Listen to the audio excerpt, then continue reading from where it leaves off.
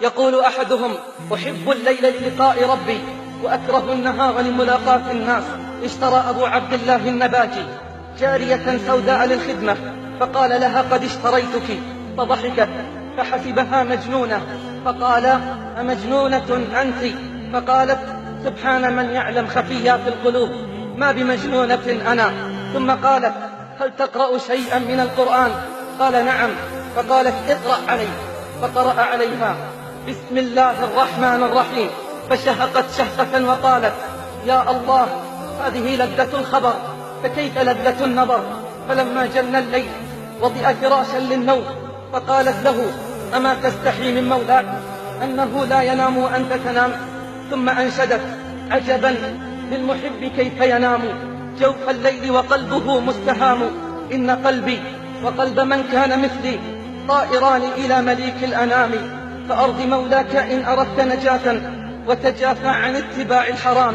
قال النباجي: فقامت ليلتها تصلي، فقمت من نومي أبحث عنها، فإذا هي تناجي ربها ساجدة وتقول: بحبك إياي لا تعذبني. فلما انتهت قلت لها: كيف عرفت أنه يحبك؟ فلما انتهت قلت لها: كيف عرفت أنه يحبك؟ قالت: أما أقامني بين يديه وأنامك؟ ولولا سابق محبته لي لم أحبه. أما قال: يحبهم ويحبونه؟ يا ابن آدم، اهجر فراشك فإن الفراش غدا أمامك. يا حبيب القلوب أنت حبيبي، أنت أنيسي وأنت مني قريب. يا طبيبا بذكره يتداوى كل ذي علة فنعم الطبيب. طلعت شمس من أحبك ليلا واستنارت فيما تلاها غروب. إن شمس النهار تغرب بالليل وشمس القلوب ليس تغيب. فإذا ما الظلام أسبل سترا فإلى ربها تحن القلوب.